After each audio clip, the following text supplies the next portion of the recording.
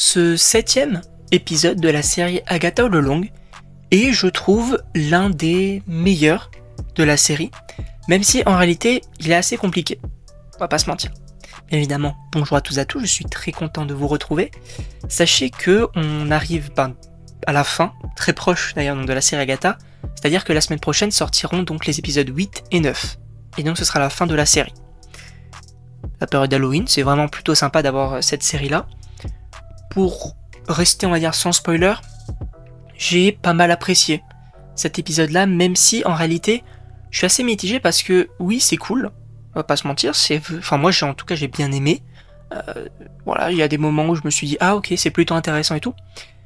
Mais c'est vrai que globalement, pour cette série, et c'est pas forcément dédié qu'à cette série, aussi aux autres, je me dis en réalité, est-ce qu'il n'y aurait pas mieux à faire? Alors oui, c'est intéressant de savoir où est-ce que va Agatha donc dans cette série, la redécouverte un petit peu donc de Billy, toujours cet aspect mystique qui est selon moi très intéressant, mais c'est vrai que je me pose des questions sur est-ce que l'idée par exemple de faire un special dédié donc sur Agatha et la roue des sorcières avec Billy, est-ce que ça aurait pas été mieux et ça aurait peut-être réduit certains coups? Je ne sais pas. Après en réalité je me plains pas parce que la série elle est quand même plutôt bien selon moi, rien d'incroyable mais encore une fois, c'est plutôt pas mal. Maintenant on va entrer dans une partie un petit peu plus spoiler. Effectivement, alors on n'exploite pas vraiment du coup le personnage d'Agatha ni de Billy, mais plus du coup donc sur le personnage donc de Lilia, qui était jusque-là assez mystérieuse, puisque c'est vrai qu'il y avait de temps en temps où elle disait des phrases qui étaient un petit peu incongrues, on va pas se mentir, on se demandait si elle perdait pas un petit peu la boule, etc., si c'était des pouvoirs ou quoi, et effectivement c'est assez compliqué, parce qu'en fait ce personnage-là voyage dans sa propre vie. C'est-à-dire que, en tout cas c'est comme ça que je l'ai compris, c'est-à-dire que elle voyage entre le présent, après elle va retourner dans le passé, dans le futur, etc. C'est assez compliqué, mais au final c'est intéressant parce que à chaque fois c'est une boucle sans fin en fait. C'est-à-dire que, je vais prendre un exemple, la scène vous savez donc dans les tunnels, lorsqu'elle se réveille du coup dans les tunnels, elle va se rappeler de tout. Elle va se rappeler que Agatha est là-bas, il va falloir y aller et tout. Donc elle le dit donc au personnage donc de Jennifer, elle lui dit voilà tu dois faire ci, tu dois faire ça, faut suivre Agatha, faut aller voir Billy, etc.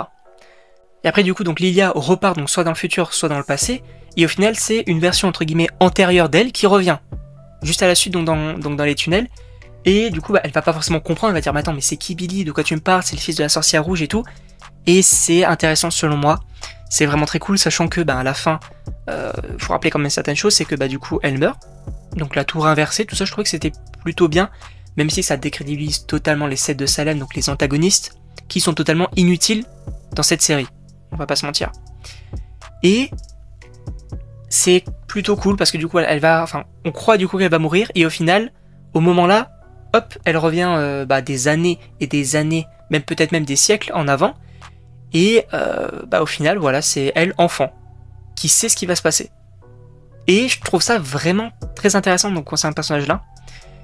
Et effectivement je voulais donc bien évidemment pas parler forcément de Agatha qui est pas forcément très exploitée dans cet épisode là, ni de Billy, même si en réalité j'aime bien leur relation. Je veux vraiment savoir où ça va aller, si Billy va continuer de suivre Agatha, si Agatha va finalement changer, peut-être, pourquoi pas, ça peut être plutôt intéressant. Mais il faut revenir sur le personnage de Rio Vidal, et oui, j'ai retenu le prénom. Sachez que du coup ce personnage là, oui, c'est la mort, et c'est, oui, on le savait, il y avait des rumeurs, des scoopers qui en parlaient, et en plus de ça, si tu le sais, quand tu regardes la série, tu dis oui, c'est logique. Il y a beaucoup d'indices. Et je trouve ça hyper intéressant parce que ce personnage-là, dans les précédents épisodes, tu disais, oui, elle est sympa, voilà, c'est la mort, ok, mais finalement, voilà, tu la trouves plutôt sympathique. Là où, quand on a notamment le personnage du coup de Lilia, qui la voit du coup dans le tunnel, alors j'ai pas eu peur d'elle, mais avec son petit masque là, il y a un petit stress. Il y a un petit stress de la voir comme ça, et c'est vrai que c'est ce genre de personnage que j'aime bien, qui justement, à première vue, a l'air sympathique, mais au final est, entre guillemets, un petit peu diabolique, et c'est vraiment très cool. D'ailleurs, donc Agatha le dit, elle craque que pour les mauvaises filles. Voilà, donc c'est assez intéressant encore une fois. J'ai hâte d'être à la semaine prochaine donc, pour découvrir donc, les 2 derniers épisodes, donc je vous en ferai donc une critique. En tout cas, je sais pas ce que vous en pensez, donc n'hésitez pas à me dire dans les commentaires. Et donc moi, il ne me reste plus qu'à vous dire à la prochaine pour une prochaine vidéo.